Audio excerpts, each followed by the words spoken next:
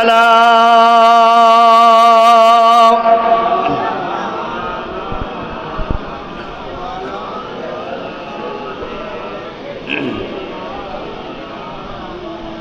এরকম মাঝে কে লা ইলাহা ইল্লাল্লাহ, লা ইলাহা ইল্লাল্লাহ, লা ইলাহা ইল্লাল্লাহু মুহাম্মাদুর রাসূলুল্লাহ। আল্লাহুম্মা সাল্লি আলা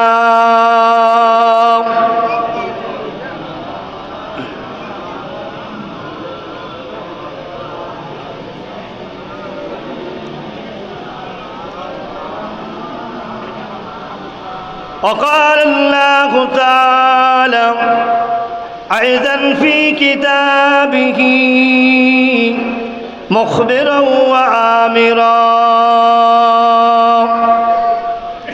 أينما تكونوا يدرككم الموت ولو كنتم في بروج مشيدا وقال الله تعالى أيضا في كتابه مخبرا وآمرا فإذا جاء أجلهم لا يستأخرون ساعة ولا يستقدمون وقال الله تعالى في كلامه المجيد والفرقان الحميد إن الله وملائكته يصلون على النبي يا أيها الذين آمنوا صلوا عليه وسلموا تسليما درد اللهم صل على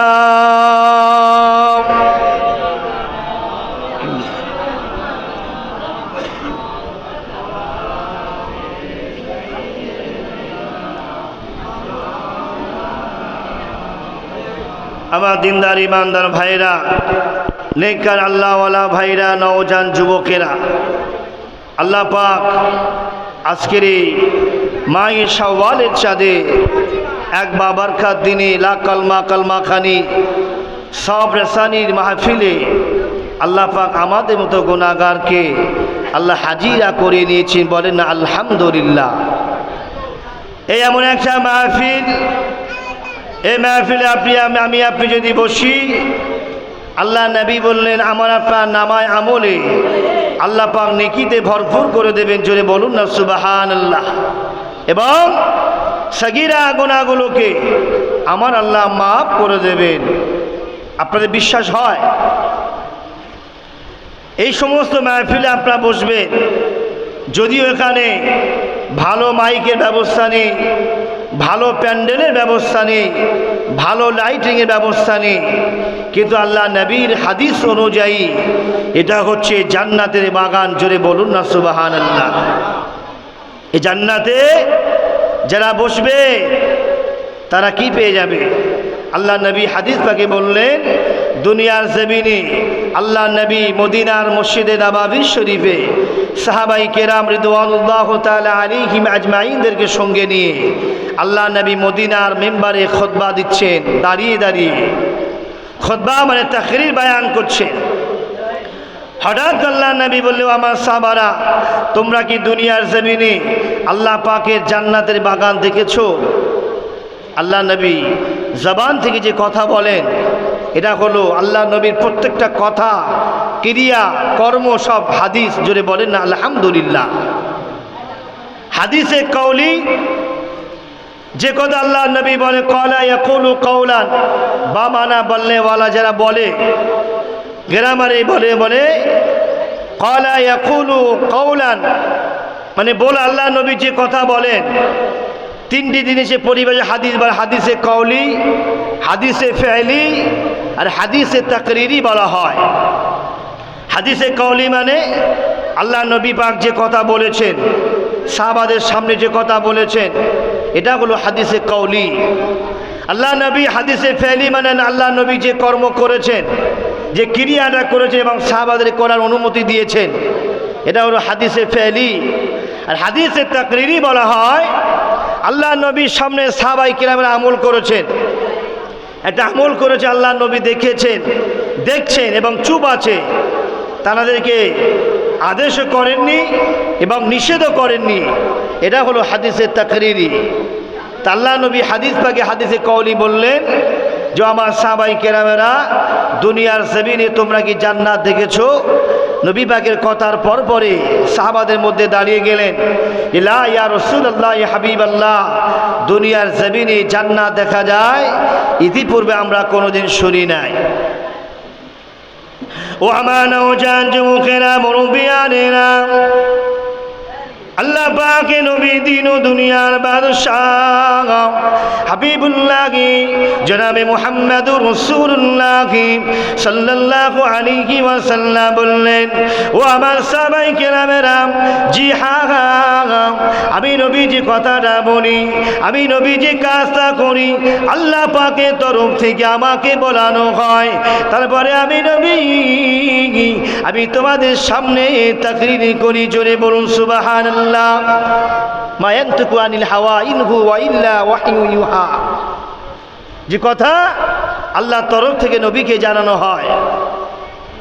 এ আমার সাহাবায়ে কেরামেরা, জি হ্যাঁ, আমি নবী তোমাদেরকে জানিয়ে দিলাম, দুনিয়ার জমিনে দুই জায়গায়, দুই স্থানে আল্লাহ পাকের জান্নাতের বাগানটা দেখা যায়।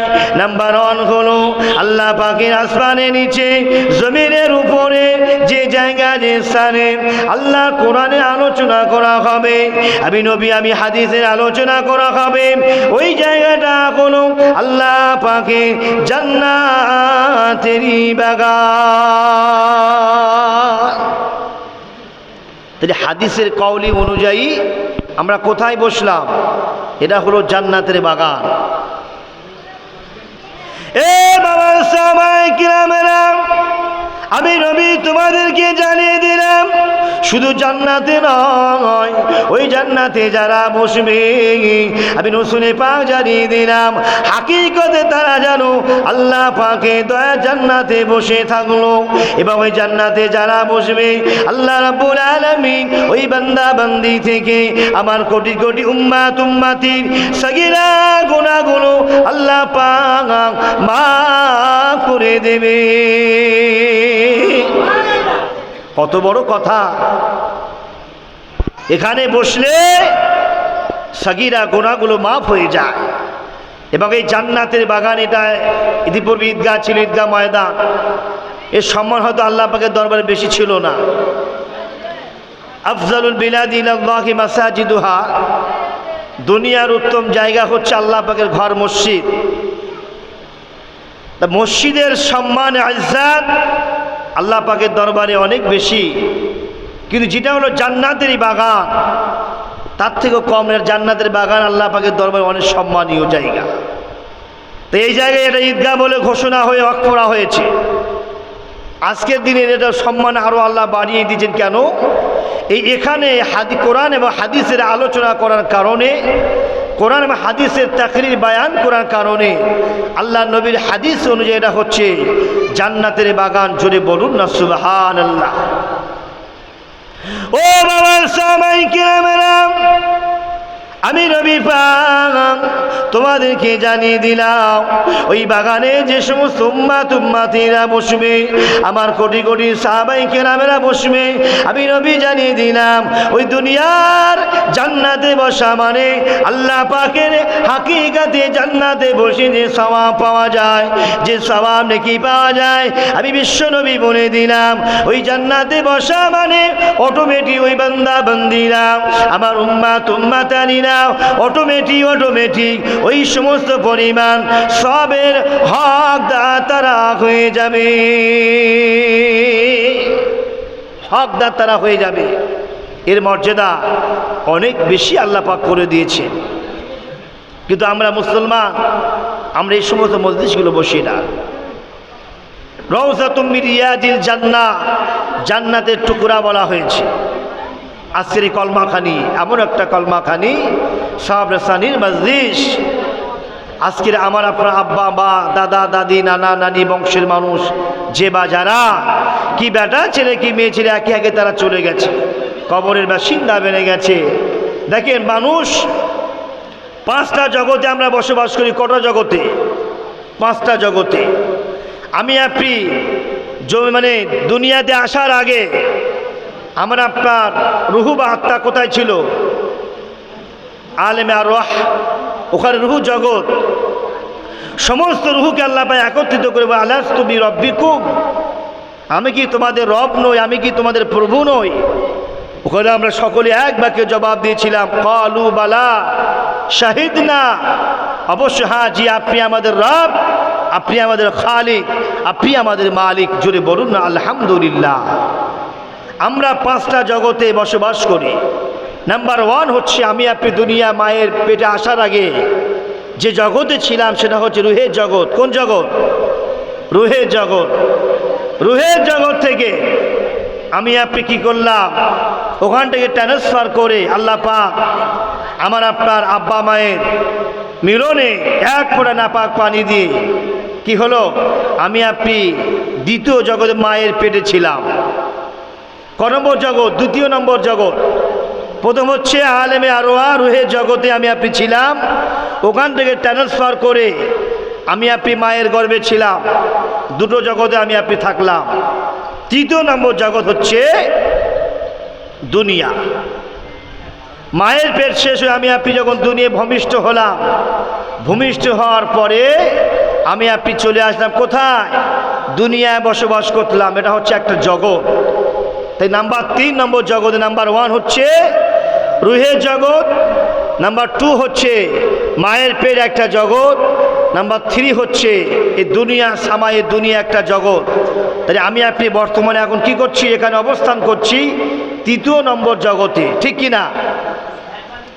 চতুর্থ নম্বর জগৎ হচ্ছে কবরের, কবরের নামক জগৎ, আলেমে বারযাখ, কবরের জগৎ। কঠিন জায়গা। এখানে আমি আপনি হয়তো একদিন খাওয়া হলো না, দুদিন খাওয়া হলো না, দুদিন 4 দিন পরে খাওয়া হবে। হয়তো একদিন আমি খারাপ নোংরা কাপড় পরি, ছেঁড়া ফাটা কাপড় পরি, দুদিন গেলে আল্লাহর সচ্ছলতা করে দিলে দুদিন পরে আবার ভালো কাপড় পরতে পারবো। দুনিয়া সিস্টেম। কিন্তু কবর এমন একটা চতুর্থ নম্বর জগৎ হচ্ছে কবরের জগৎ। এই জগৎটা এমন কঠিন জগৎ। আল্লাহ পাক নবী বলেছে, বাবা সাহাবাই কেরামেরা,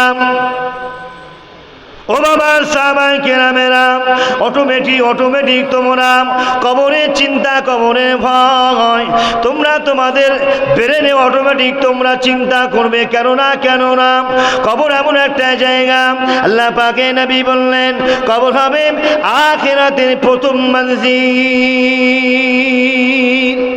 কবর কি? আখিরাতের প্রথম মঞ্জিল। বাবা সাহাবাই কেরামেরা, যে বা যারা আমি রাসূলুল্লাহ জানিয়ে দিলাম, যে ব্যক্তি কবরে ছাড় পেয়ে যাবে, মিজানে ছাড় পেয়ে যাবে, যে ব্যক্তি কবরে ছাড় পেয়ে যাবে, হাসরে ময়দানে ছাড় পেয়ে যাবে, যে ব্যক্তি কবরে ছাড় পেয়ে যাবে, ফুলসিরাতে ছাড় পেয়ে যাবে, যে ব্যক্তি কবরে ধরা পড়ে যাবে, এই সমস্ত ঘাঁটিগুলো ওই ব্যক্তিটা ধরা পড়ে যাবে। কবর কাউকে চিনবে না, কাউকে ছাড়বে না। কে হুজুর, কে ইমাম সাহেব, কে মসজিদ সাহেব, কে হাজি সাহেব, কে পীর সাহেব, কাউকে ছেড়ে কথা বলবে না। আমল যদি ভালো হয়ে যায়। আমাদের সকলের বিশ্বনবীর ছোট কন্যা আম্মা হযরতে ফাতেমাতুজ জাহরা রাদিয়াল্লাহু তাআলা আনহা, তিনি পর্দাশীল নারী ছিলেন।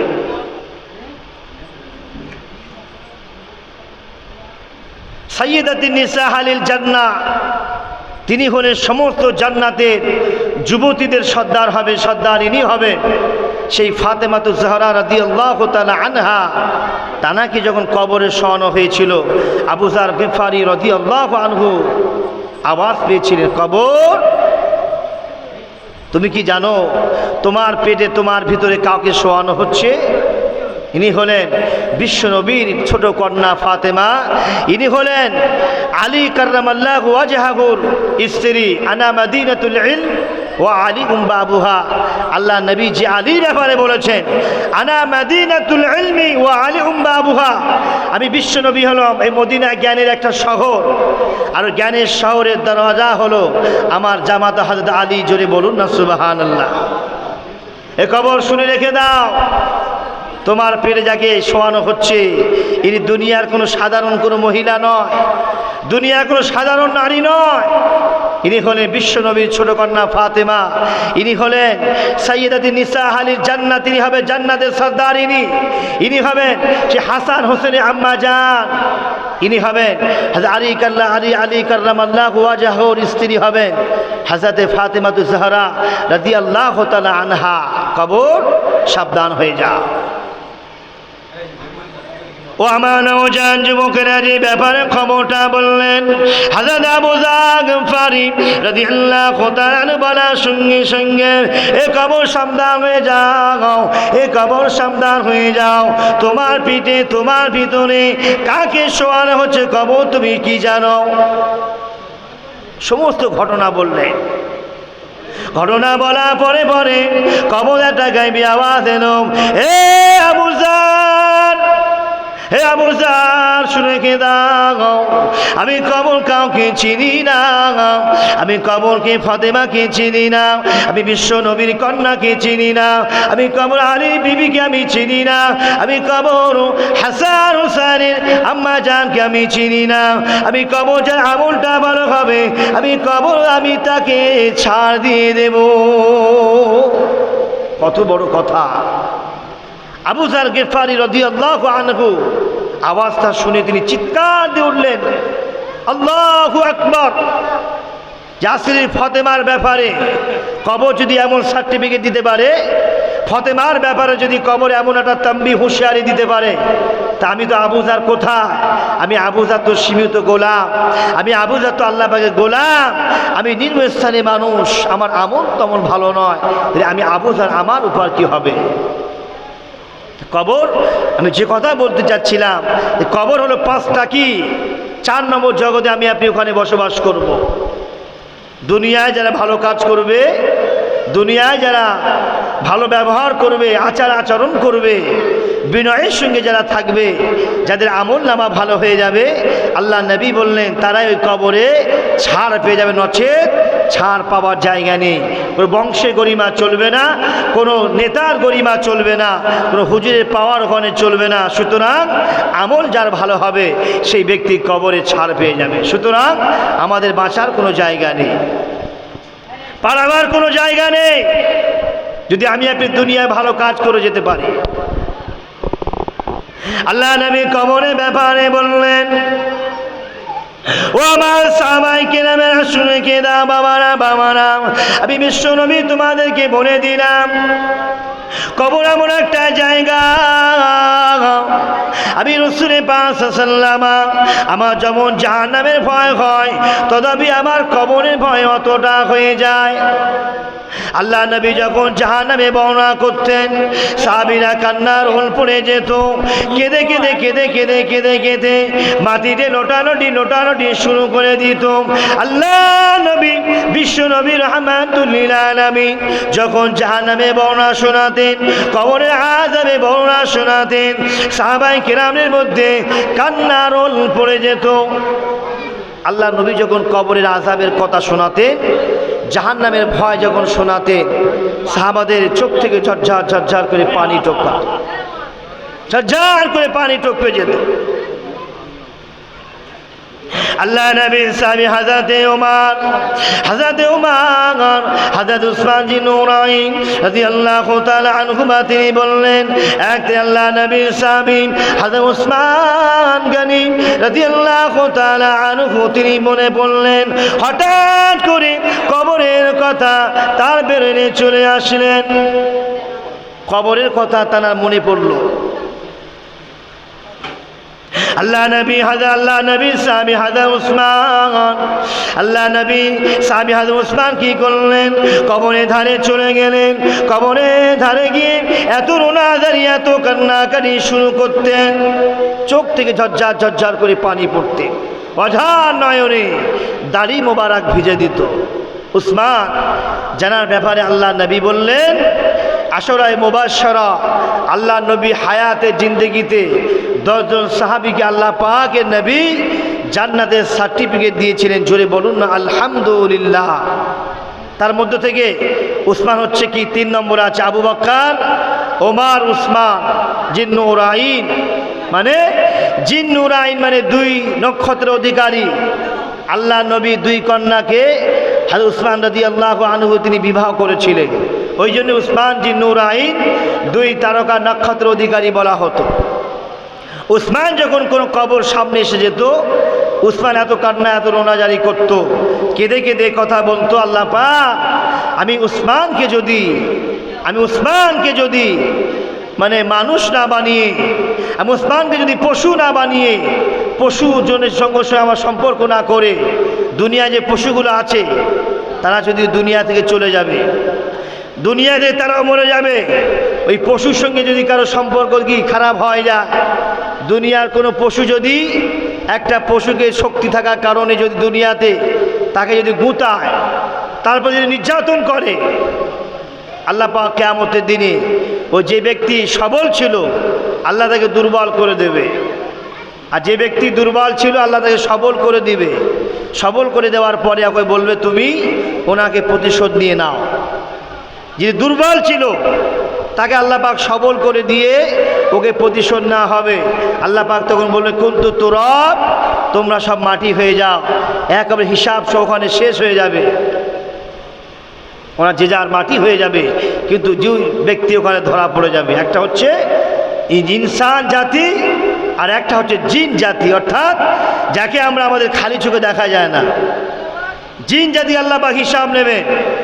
আমরা মানুষ এখানে আছি, আমরা আমার একে অপরের সঙ্গে সংসার, একেবারে ব্যবসা বাণিজ্য লেনদেন আমরা করি, কিন্তু জেনের একটা যা গোষ্ঠী আছে তারা কিন্তু আমরা খালি চোখে দেখতে পাই না, কিন্তু তারা আমাদেরকে দেখতে পাচ্ছে, সুতরাং আমরা তারাকে দেখতে পাচ্ছি না। এই 2 জাতিকে আল্লাহ পাক কি করবেন?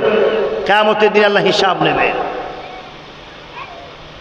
ও আমার নওজোয়ান যুবকেরা, আল্লাহ নবী সাহাবী হযরত উসমান রাদিয়াল্লাহু আনহু বললেন, আল্লাহ পাক উসমানকে যদি মানুষ না বানিয়ে বনে জঙ্গলে তরুলতা গাছপালা করে যদি পাঠাতেন, বনে জঙ্গলেরা, বনের পশুরা, বনে হাসরেরা আমি উসমানকে খায় ফেলতো, কিয়ামতের ময়দানে আল্লাহ পাকের দরবারে আমার কোনো হিসাব দেওয়া লাগতো না। আল্লাহ পাক আমি উসমানকে যদি বনে জঙ্গলে গাছপালা তরুলতা করে পাঠাতেন, আর ওই বনের পশুরা, বনে হিংস্র জন্তুরেরা আমি উসমানকে খেয়ে ফেলতো, খেয়ে ফেলার কারণে কিয়ামতের ময়দানে, হাসরের ময়দানে আল্লাহ পাকের সামনে আমাকে আসামির কাঠগড়ায় দাঁড়াতে হতো না, বা আল্লাহ পাকের দরবারে আমাকে হিসাব দিয়ে করতে হতো না। উনি কোন উসমান ছিলেন? উসমান জিন্নুরাইন রাদিয়াল্লাহু তাআলা আনহু, তিনি আল্লাহ পাকের নবীর ঘোষণা, জান্নাতি ঘোষণা প্রাপ্ত সাহাবী। তা আজকে আমরা কোথায়? তা আমরা কবরের ভয় আমাদের সর্বদা রাখা দরকার, যে কবর এমন একটা কবর, ওখানে দেখবেন বাঁশ বাগানে, পুকুর পাড়ে, জঙ্গলে, যেখানে দিনের বেলা যেতে আমি আপনি ভয় পেতাম, দিনের বেলা যেতে পারতাম না, ভয় হতো কবরে যাব, কবর ভয় লাগতো আমার আপনার। কিন্তু আমি আপনি যখন ইন্তেকাল হয়ে চলে যাব, তখন আমার আপনি ইচ্ছা না থাকলেও কি হবে, আমার পরিবার, আমার পরিজন, আমার বংশের মানুষ আমাকে খাটিয়া করে নিয়ে বিনা পয়সার গাড়ি, বিনা পয়সার গাড়ি, আর ড্রাইভার একটা নয় কয়েকটা ড্রাইভার থাকবে, কাঁধে করে নিয়ে আমাকে কলেমার শাহাদাত পড়তে পড়তে আমাকে কবরস্থ করা হবে, কবরের দিকে নিয়ে যাবে। এবং ওই মৃত্যুটা যদি খাতামা বিল খায়ে না হয়ে যায়, মৃত্যু এমন একটা যন্ত্রণা, মৃত্যু এমন একটা জিনিস আল্লাহ পাক সৃষ্টি করেছেন। আল্লাহ পাক যে ব্যক্তি মায়ের পেট দেখেছে, সে ব্যক্তি মৃত্যুর স্বাদ তাকে গ্রহণ করতে হবে। মৃত্যু এমন একটা জিনিস, সকলের মৃত্যুর স্বাদ চাকতে হবে। কুল্লু নাফসিন যায়কাতুল মাউত, মৃত্যুর স্বাদ সকলকে চাকতে হবে, কেউ আগে কেউ পরে। দেখবে আমাদের দুনিয়াটা আসার সিস্টেম আছে, আগে বড় ভাই, মেজো ভাই, সেজো ভাই, সেজো ছোট ভাই আসে, আসার একটা সিরিয়াল থাকে। কিন্তু আল্লাহ পাক যখন নেবেন দেখবেন যাবার কোনো সিরিয়াল থাকে না। থাকে কি? যাওয়ার কোনো সিরিয়াল থাকে না। আসার একটা সিরিয়াল থেকে আগে বড় ভাই, মেজো ভাই, সেজো ভাই, নসেজো ভাই, ছোটো ভাই আসে, বড় বোন, মেজো বোন, এইভাবে একের পর এক আসে। কিন্তু মৃত্যুর সময় ঘন্টা যখন বেজে যাবে কেউ বলতে পারবে না যে বড় বোন আগে যাবে কি ছোট বোন আগে যাবে। তাই সুতরাং আমাদেরকে পরিবর্তনশীল হতে হবে, আমাদেরকে ফিরে আসতে হবে। দুনিয়া খানিকের দুনিয়া, আজ আনা কাল জানা। আজ আমি এসেছি, দুনিয়াদারি করব, আজ আমি দুনিয়াতে আছি, আগামীকাল থাকবো না, আগামীকাল থাকবো, তারপরেও আমি থাকবো না। 1 বছর আছি, 2024 আজ 25 হয়তো থাকবো না। সুতরাং থাকা একদিন আমাকে যেতে হবে। এই মায়া দুনিয়া ছেড়ে কেউ থাকেনি, কেউ থাকবে না, এবং কেউ আগামীতে থাকার চেষ্টা করলেও কেউ থাকতে পারবে না। শুধু আমাদেরকে পরিবর্তন হতে হবে। এই মসজিদগুলো আমরা আজকে এখানে সাহাব রেসানি করছি, উদ্দেশ্য আমার একটাই, সাহাব রেসানি এটা একটা কী জিনিস। এখন বর্তমানে দেখবো অনেক দল মত বেরিয়েছে যে সাহাব রেসানি করা যাবে না, কবর জিয়ারাত করা যাবে না, কি মানে মাজার জিয়ারাত করা যাবে না, কলমা খানি করা যাবে না। দেখবেন অনেক দল মত বেরিয়েছে, ইউটিউব খুলবেন অনেক বক্তা বেরিয়েছে, অনেক তক্তাও বেরিয়েছে। তারা মাদ্রাসার চৌকারও পার হয়নি, অহংকার করছি না, মাদ্রাসার চৌকারও পার হয়নি। একটা আরবি গ্রামার, আরবি একটা এবারাত পড়তে পারে না, বাংলা শুদ্ধভাবে বলতে পারে, আরবি তো দূরের কথা, আরবি একটা গ্রামারে মানে করতে গেলে তার দাঁত ভেঙে যাবে। 11 থেকে 12 বছর মাদ্রাসা পড়তে হবে, তাও ভালো করে এবারাতে আমাদের জ্ঞান হয় না। আর তুমি বান্দা 2 পাতা 4 পাতা বাংলা কেতাব পড়ে মানুষের সামনে বড় বড় বড়াই করো, বড় বড় বাতালা তুমি দাও, বড় বড় ফতোয়াবাজি তুমি করো। তোমাদেরকে বসতে হবে। ওই জন্য আমাদের আহলে সুন্নাত ওয়াল জামাত, আমার দাদা হুজুর পীর কিবলা রহমাতুল্লাহ আলাইহি মতদর্শে আমরা চলি। এই দাদা হুজুর পীর কিবলা মতদর্শের সিলসিলাটা এটা হলো হক সিলসিলা। আর এই সিলসিলা আল্লাহ পাক কবুল করে বলেন আল্লাহুম্মা আমিন। কবুলকের সিলসিলা যদি তাই না হতো, বাংলার জমিনে যে সময় বাংলার মানুষ কি করতো, ধুতি পরতো, মুসলমানরা ধুতি পরতো। আপনারা অনেক প্রবীণ যারা আছে দেখবেন, জানবেন, আপনারা জানেন বাংলার মানুষ তখন ধুতি পরতো, বাংলার মানুষ তখন ধুতি পরতো। বাংলার মানুষ টুপি দিতে মাথায় টুপি দিতে জানতো না। বাংলার মানুষ কি পরতো, তখন মুখে দাঁড়িয়ে রাখা শিখেনি। দাদা হুজুর পীর কিবলা রহমাতুল্লাহ আলাইহি আল্লাহ পাক মোজাদে জামান করে বাংলা জমিনে পাঠালেন। ওই বাংলার সংস্কারক হিসাবে দাদা হুজুর পীর কিবলাকে পাঠিয়েছিলেন, এবং দাদা হুজুর পীর কিবলা রহমাতুল্লাহ আলাইহি তিনি আসলেন। আসার পরে দাওয়াত দেওয়া শুরু, ইসলামী দাওয়াত দিলেন, মাদ্রাসা মুক্ত খানকা তৈরি করলেন। মানুষের দ্বারে দ্বারে, মানুষের বাড়ি বাড়ি রাতের ঘুম হারাম করে, রক্তগুলো পানি করে মানুষের দ্বারে দ্বারে গিয়েছেন, গিয়ে গিয়ে ইসলামের বাণী প্রচার করেছেন। তাই কিনা করেন কি করেননি? তাকে 52 জেলার পীর বলা হতো। তিনি চাইলে ওখানে গদি সিংহাসন করে ফুরফুরা জমিনে বসে থাকতে পারত, তিনি সেটা করেননি। আজকে যদি আমি আবু বকর বসে থাকি, আমি আবু বকর যদি এই গদিতে বসে থাকি, আজকের আমার সমাজ, আমার কওম, আমার দেশ কি হয়ে যাবে? ধ্বংসের পথে চলে যাবে, অন্ধকার পথে চলে যাবে। সুতরাং আল্লাহ দেওয়া দায়িত্ব হক ইসলামের উপরে, কোরআন এবং হাদিসের বাণী আমাকে প্রচার করতে হবে। দাদা হুজুর পীর কিবলা রহমাতুল্লাহ আলাইহি তিনি চলে গেলেন প্রত্যেকটা গ্রামে, প্রত্যেকটা পাড়ায় পাড়ায় গিয়ে, বাড়িতে বাড়িতে গিয়ে ইসলামের দাওয়াত দেওয়া শুরু করলেন। দাওয়াত দিতে দিতে মানুষ তখন কি, বাবা ধুতি ছেড়ে দিয়ে তোমরা লুঙ্গি পায়জামা পরো, বাবা তোমরা মাথায় টুপি দেওয়া শেখো, মাথায় সুন্নতে নবীর সুন্নাতকে তোমরা জিন্দা করো, তোমরা কি করো, তোমরা মানে দাড়ি রাখা শেখো। তাকবীর দেন তো, নারায়ে তাকবীর, নারায়ে তাকবীর, নারায়ে তাকবীর। যে আলহামদুলিল্লাহ আপনারা সকলে জানেন আজকে জলসা দীর্ঘক্ষণ নয়, দীর্ঘ সময় নয়। আলহামদুলিল্লাহ চেষ্টা করবো আমরা 12টার আগে আগে আখেরি মোনাজাত করে দেব ইনশাআল্লাহ। এখানে 12টা বেজে যাবে, আমাদের হুজুর তিনি জলসা শেষ করবেন। ছোট্ট একটা মুক্তাসার দোয়া এখানে হবে, মজলিসের দোয়া, ছোট্ট একটা মুক্তাসার দোয়া হবে। দোয়া হয়ে গেলে পাশে আমাদের গোরস্থান আছে, পাশে গোরস্থান, ওখানে সাহাব রাসানি, ওখানে দোয়া খায়র হবে।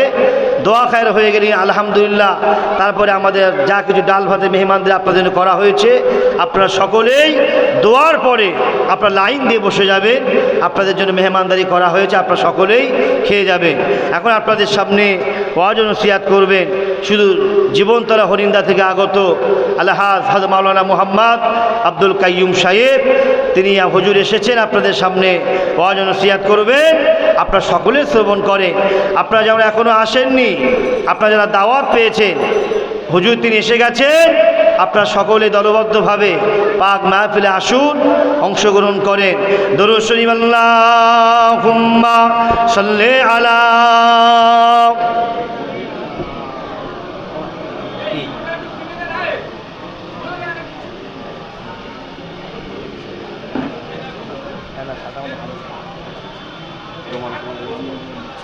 বসুন।